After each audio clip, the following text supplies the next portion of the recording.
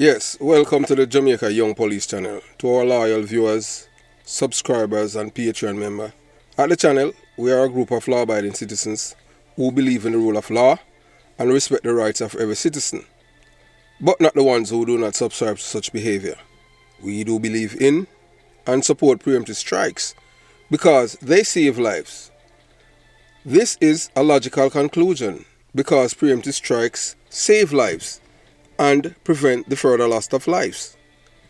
We are all about saving lives at this channel.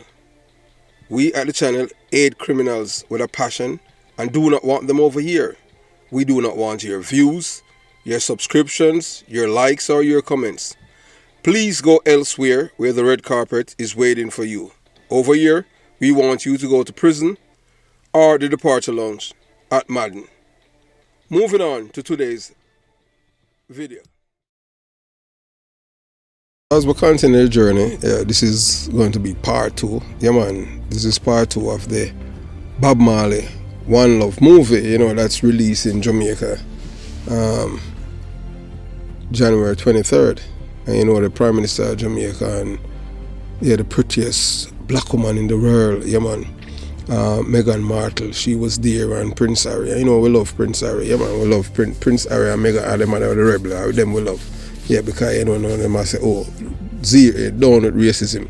Because Harry have the prettiest black girl in the world, the prettiest woman in the world. And we have to do a video about it too. So this is part 2 as we delve into this is what is missing from the One Love movie, these men who try to kill Bob Marley, and it is missing from the movie, and they believe the PMP liars, who shot Bob Marley and Rita Marley and his manager. But we at the Jamaica Young Police channel, we are revealing the truth, because we are from the same community where the shooters are from. Although you might hear them a rumor things about labor rights and them thing, one thing with criminals, we can't tell them boast when them do things. So you're hearing it straight. Because Special Branch is the elite intelligence unit in Jamaica that the PMP criminal organization, them disbanded because it has revealed so many PMP criminal organization crimes. So this is part 2. So you watch, you listen, you decide. People who knew went to Paul Burke's office at the time when he saw Tony Brown and Gerard Flash in his office before they left for Cuba. And this man was a PMP brigadista. Remember, my background is PMP. I have no link with JLP and Tivoli Gardens. Everything that I am telling you, I'm telling you from what I have known as a civilian and as a detective in Jamaica. And that's the reason why the PMP destroy Special Branch, because Special Branch have all of everything, all of the secrets them and the PMP criminal organization. So the labor rights are the ones who did not, because they don't believe in violence in that way, to just kill somebody randomly during that time. Remember, the PMP killed Ted Ogilvy, then they killed a judge by the name of Derek Hugh. Then after they killed Derek, PMP did that. PMP criminal organization is the only party that killed a judge ever in the history of Jamaica. I remember they killed Douglas Chambers. The PMP is the one that started to kill witnesses in murder cases. So when they're telling you that it was labor rights that shot Bob Marley and shoot Bob Marley, and it's a lie. It's the PMP that did it. The labor rights, we're not saying that they're angels, but they don't. Normally, they don't get orders from up the top to do such things. And the reason why I tell you that now, we are telling about, we just give snips based on our investigation. And when I go tell you about our legend, Babsy Grange, the music producer, she was in the music business, a manager, and Yellowman and Shabarangs. We just tell you about 2 artists that she used to manage. Babsy Grange, remember her Parliament, she's a labourer. You know that Babsy Grange used to manage Yellowman and she robbed him millions of dollars. We are tell you. Babsy Grange can sue and even Shabarangs too. And during the time now when Yellowman a tour and she controlling money and all of these things. And when he came home back to Jamaica, wanted his money to buy a house and things like that. What what he found out is that Babsy Granger stole millions of his money. So you understand? So when he had do the necessary, Babsy Grange, Yellow Man contacted Siaga, and Siaga, because there was a hit on Yellow Man to kill him, to keep him silent because she had stolen his money. Yes, Babsy Grange, allegedly, that's information. Special branch now again. And it was Siaga that called her and let you know that, look here, back off, if you make anything up to Yellow Man, you're going to pay for it. So I tell you that, when it come on to hurting people of a certain stature in Jamaica, Edward Siaga was that man who play along with that line. If you think if a Yellow Man want to say that I am lying, he can come on the Jamaica Young Police Channel and tell me, so we can make the world know, say yes, what we are saying is lies about him and Babsy Grange thieving his money and Edward Siaga get involved, and that's why the Yellow Man is still here today. The Yellow Man can't tell you that. Hey, look here, over here saying we're not. We just tell you the real mama papa truth. We don't want to embarrass anyone. As we say, we just want back our country. We just want back to Jamaica. I want it back from these people. You understand? The criminal organization is the one that has been hell-bent on destroying the lives of poor black people. You understand? By keeping them illiterate, and you control them life forever. So this dishonorable title, father of political violence, has been imposed on Edward Siaga and has gained credibility to the extent that he has never forcefully rejected it. Siaga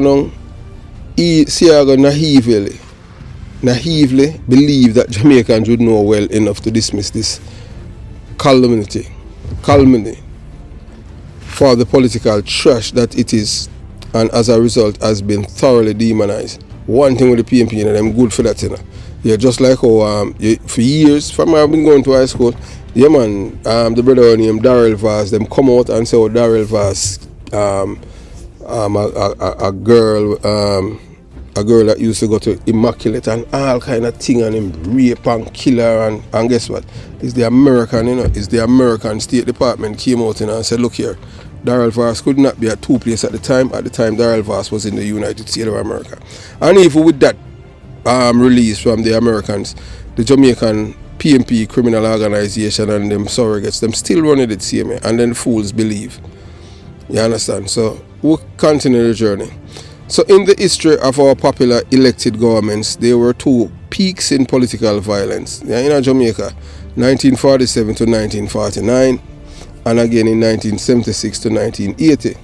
So in 1976, that's where Bob Marley and Michael Manley fall out. When Michael Manley, with him wicked self and lied, because Michael Manley was a propagandist, when he announced the state of emergency, that people was trying to topple you, all kind of lies him tell. And then him start to detain his opponents, and that's why him win the 76 election. Him tell the people them lie and lock up him opponents. You understand? That's how communists normally do, lock them up indefinitely, no charges. You understand? And guess what? When Edward Siaga became Prime Minister, he never resorted to the same tactic and say, all right, you did do me this, me I got to do you that. That's a difference with the Labour Right and the PNP. The PNP is a criminal organization, and them not let go anything, Whilst the Labour Right adults who believe, yeah, you can't hurt my feelings and me take it and move on. And what Michael Manley have done to the Labour Rights back then, you understand, he was forgiven. As me, I would never forgive a man who let me go to jail wrongfully by telling lies on me. So that's why we, you notice we at the Jamaica, nobody can tell us anything about Michael Manley. The reason why? Them couldn't brainwash it, because we believe in our truth. And once we see truth and we don't care if we like it or anything, we just have to say it. So that is to all, your surrogates and people who like you and them things they want to ignore. We're not going to tell no lie if Michael Manley or Edward Siaga, we just have to tell you what we know. So if you know more than we know, kudos to you. You understand? So it is from an examination of these two peaks and intervening valleys that we shall be able to determine who is a real father of political violence and use the gun in political conflict. It is widely believed by Jamaicans that political violence, particularly involving the use of gun, had its genesis in the 1962 electoral conflict in West Kingston between Edward Siaga of the Jamaica Labour Party and Dudley Thompson of the PNP criminal organization. The truth is that the political violence had always existed in the body politic, even in the days of legislative council in the late 19th century, when groups supporting rival candidates fought each other with cucumaka sticks. So I've been telling people that long time. Cucumaka stick is a stick where, like a baseball bat but a wood, and them have nails through it, and then them will rub garlic on it. So when them hit when the attackers attack the victims, hit them in them head, them won't even feel it. You understand? Yeah, because it has something when it hit you, you might feel the force, but you won't feel the injuries itself. So you just find yourself a bleed, and some people, you know, that at them started, you know, because them want everybody in a Kingston metropolitan area for the PNP. They're the ones started it from the cucumaka stick. So Michael Manley was the charismatic socialist leader of the PNP criminal organization. Edward Seaga headed the conservative Jamaica Labour Party, which opposed Michael Manley's radical policies and close ties to communist Cuba and Mother Russia. Why, you understand? So I have always said, you know, these people who love Cuba and Russia, why them live in America? You understand? That is, you know, you're ignoring your conscience. Because that's me.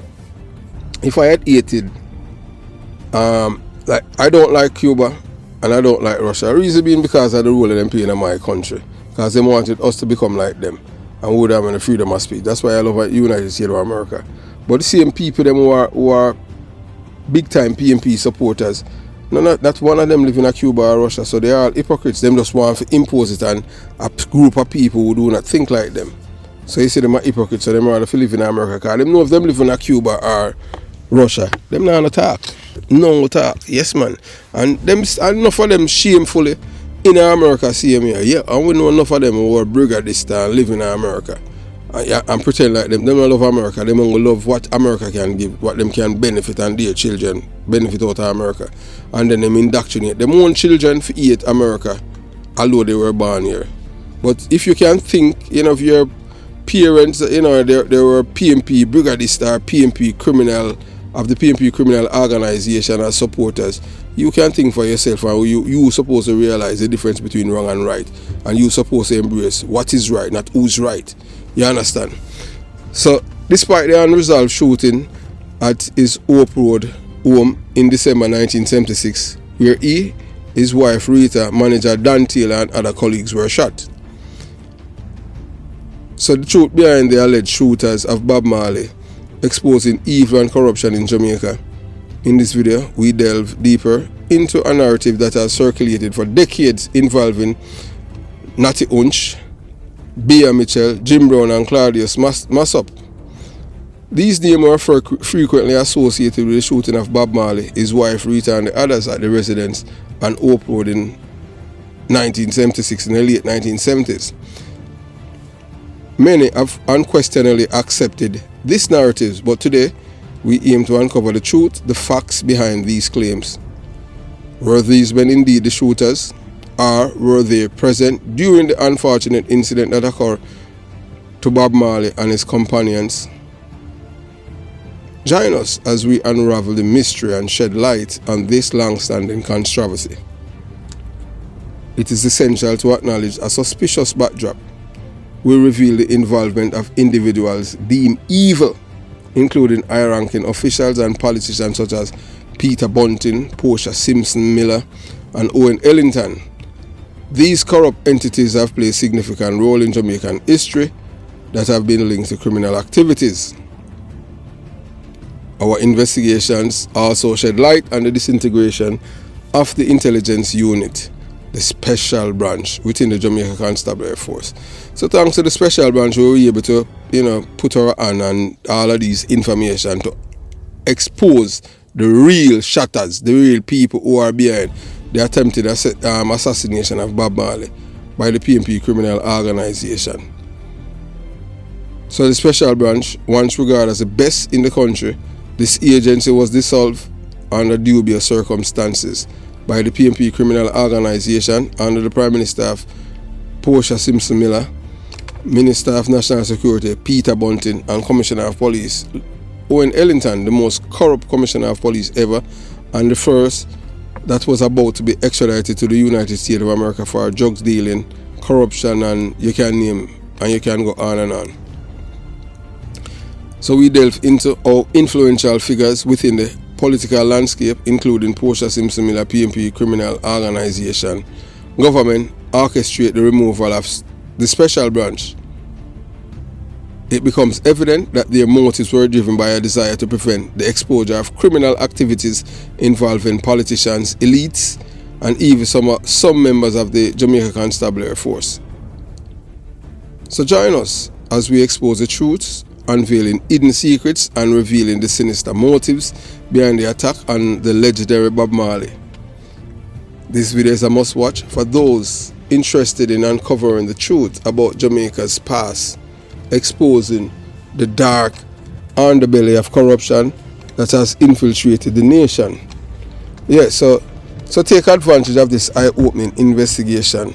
Yeah man, subscribe to our channel for more fascinating content.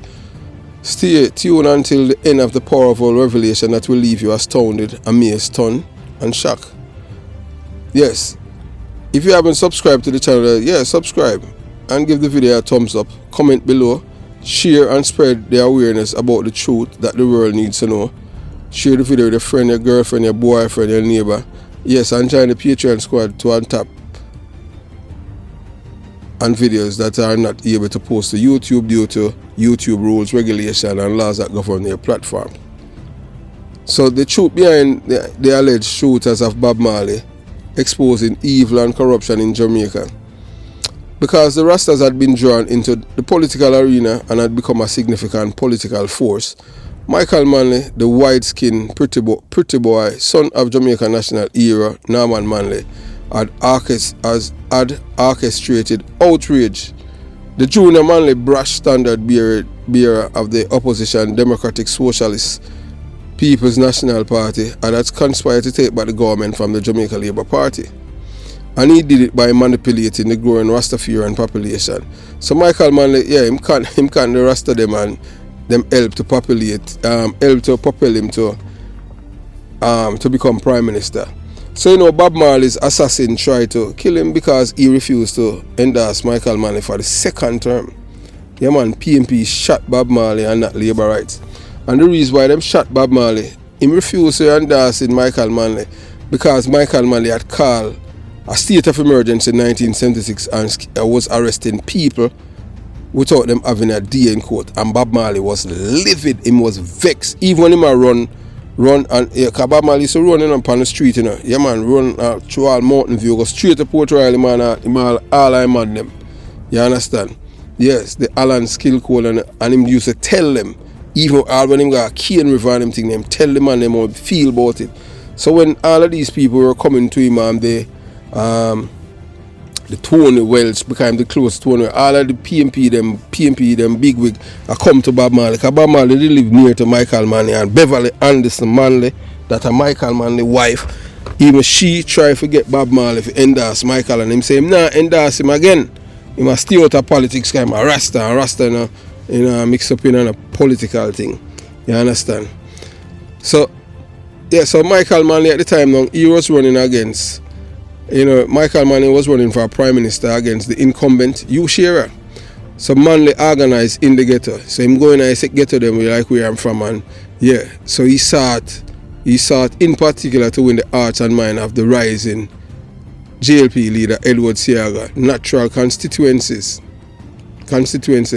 So the Rasta slum musician whose record Edward Seaga had once produced. So Edward Seaga once produced Rasta music, yeah man, the slum music. Michael Manley never do it yet, but Edward Seaga produced Rasta music before. Yeah, you understand? And Edward Seaga is the man who helped propel Bob Marley into the international arena by promoting the music, reggae. Michael Manley never do that, I tell you that. You can look it up, research it.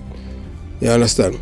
So Manley had Wrangler an invitation to visit Haile Selassie, yeah man, Haile Selassie in Ethiopia, and returned with an elaborate miniature walking stick the emperor had given him as a token of his esteem, in which this was a lie. Michael Manley created that and him thing to deceive the rest of them. So in Trenchtown, that was the only imprimatur Manley require, but he went much further than that, christening the staff the rod of correction. That's how Michael Manley called the rod when he walked it. Christening the staff the rod of correction. Manley attained it into the hills, out of the savannas, and into the lowliest lanes of the jungle, where even goats didn't graze. The thousands of superstitious peasants and Rasta sufferers turned out to kneel and kiss the relic, tearfully thanking Michael Manley as if he were Joshua reincarnated. So the Rasta them not treat Michael Manley like Michael Manley was a deity, like he was Jesus reincarnated. So them call him Joshua. Yeah, you understand? So the scenes of adoration among the working class population that were wholly unprecedented in Jamaica's political history. He even used a reggae single by Delroy Wilson, yeah man, Better Must Come, as his theme song. The PNP, out of touch with the grassroots since the mid-1950s, was mounting a comeback of truly mosaic proportions. Yeah, because you know the PNP, you know, from ever since them always to the rich people and pretend to them for the poor. But if you're looking at the poor, stay poor, you know. Yes, I tell us how the people them cannot think. And the reason why we say that, even when Peter Phillips was minister, we are telling because a PNP community we come from, you know. And some people I say, boy, oh, you think like that? Because we have a brain, we can't think independently. When Peter Phillips was even minister, you know, the man tax egg, you know, egg. Where poor people, that are poor people staple, you know. When you live in a ghetto and them thing, you know, my friend. You understand? You have to buy egg. You know, buy egg by the tree and them thing, unless your people them start earn a good income. Where the, you know, mother and father pull up together and them can't go supermarket. You couldn't even go supermarket back then. You understand? Because I live in it, it always is the right through my life growing up. Is the poor always feel it. And if the poor things, boy, you know, things are going to change. Yes, it will change, but the only change it will change is better if you put yourself in a position and through education.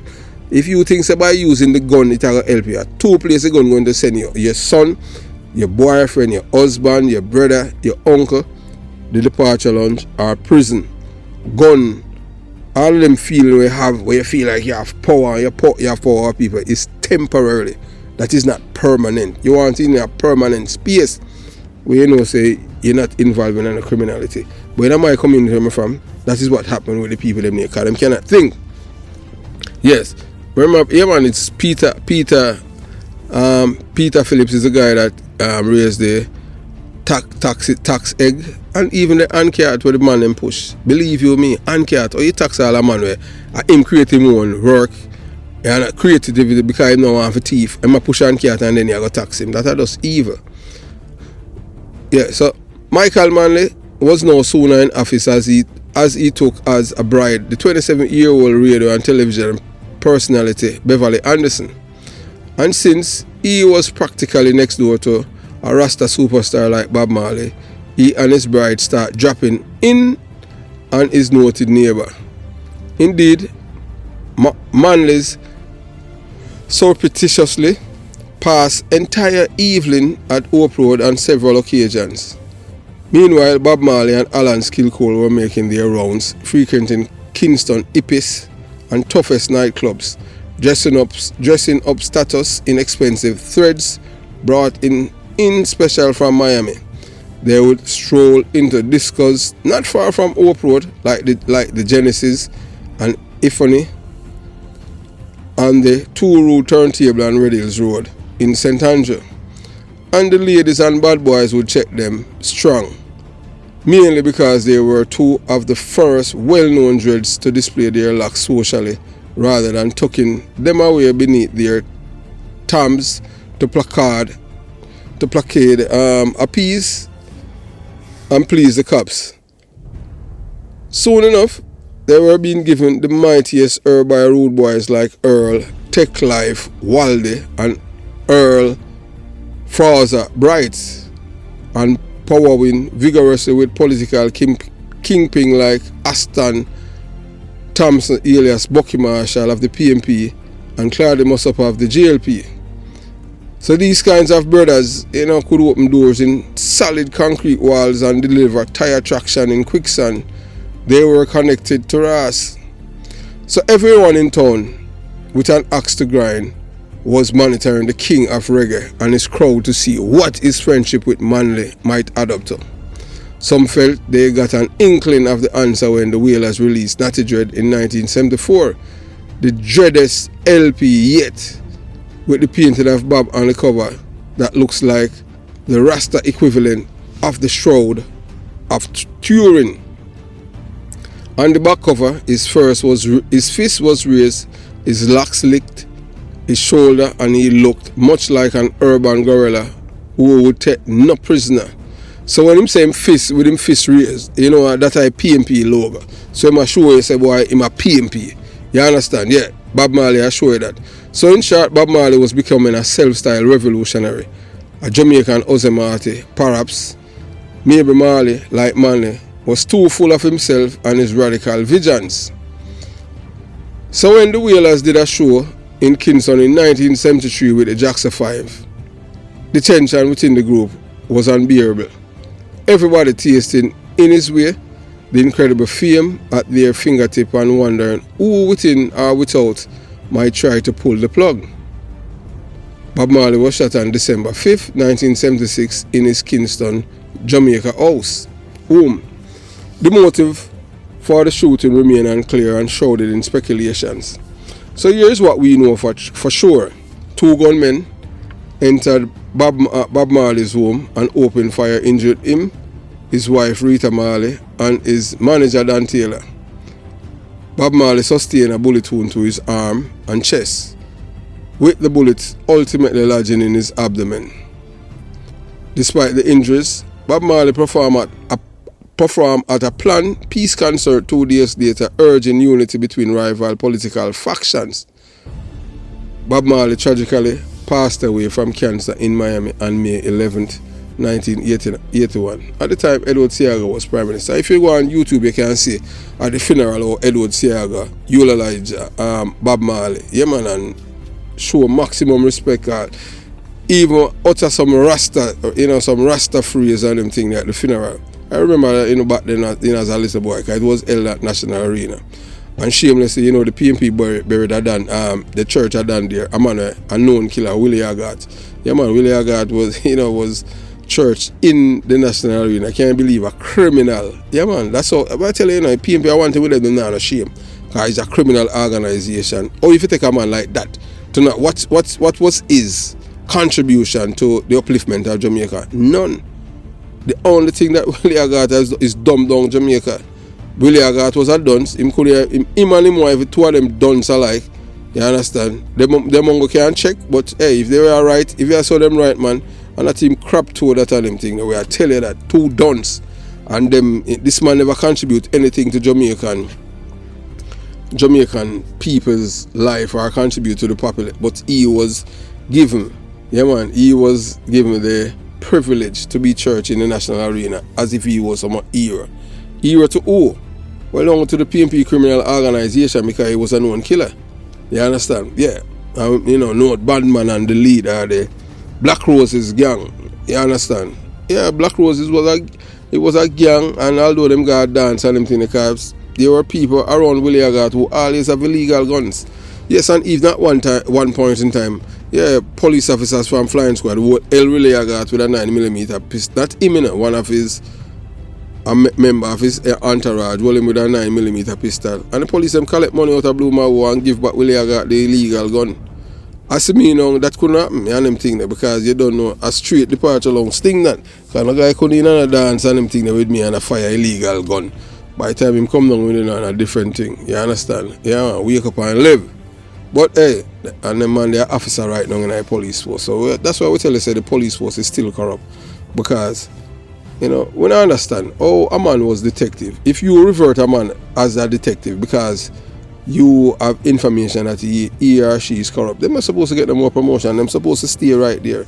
But sometimes still, them people can revert it by based on lies and them thing there. But if there's anything to do with corruption and them thing, yeah man, an asterisk supposed to be beside them name in a red, and them not supposed to get them more promotion. You understand that? Because you can't prove it in a court, but that's an unwritten judgment. As me, I don't know what was my unwritten judgment, but I just saw it go. But me know say boy, I wasn't a thief or anything like that. Period. No guy can mix me up teeth or you understand, or mix up with any nefarious thing. And you know like how some police them love lick up. No, I don't mean I love lick up pitney and chop with them and that. No, we not in them something there. We bonfire upon all them police there and them thing there. And we work with some of them. And one time we used to see look up, we used to chide them and tell them say it wrong. You understand? But they must say, boy, them were friends. So I just saw it go, I feel them thing that. But we not play them way there. Yeah. So them say with some speculation, so so Bob Marley passed away in Miami on May 11th, 1981. With some speculating that his weak immune system from the shooting possibly play a role. You understand? So we delve into a pivotal moment in music history as we explore the harrowing assassination attempt on the legendary Bob Marley's life. So join us as we uncover this iconic musician's remarkable resilience and unwavering spirit. Discover the shocking events that unfolded in December 1976 when Bob Marley alongside his wife Rita Marley and manager Dan Taylor were targeted in a tragic shooting at their Marley 56 Hope Road home. The motive behind this vicious act was to prevent Bob Marley from performing at the highly anticipated Smile Jamaican concert. That is what some are saying. And we said, no, that's not the reason. That's not the reason why he was shot. Yeah, so we have come to the end of part 2. Where Bob Marley assassins. Yeah, they tried to kill him because he refused to endorse Prime Minister Michael Manley for the second term. Yeah, man. So PMP shot Bob Marley and not Labour rights. So this is part 2. Yeah, this is the end of part 2. And part 3, man, will be coming up shortly. And you're going to hear the entire things in detail. It's coming straight from the horse's mouth. Special branch that the PMP criminal organization has dismantled. Yeah, man, they make it obsolete, no longer exists, because the PMP is the one. Remember about the Trafigura scandal. It's a special branch that revealed that information to Prime Minister Bruce Golding. And then when the PMP came into power, headed by the most corrupt Commissioner of Police, Owen Ellington, they scrap it and dismantle it because of the information that they had provided to the Prime Minister then. And that's why we tell you say the PMP is a criminal organization. So anything to do with law and order, they dismantle it. So part 3 will be coming up shortly. You watch, you listen, and you decide. Have yourself a beautiful day. Yes, man. Jamaica Young Police Channel out.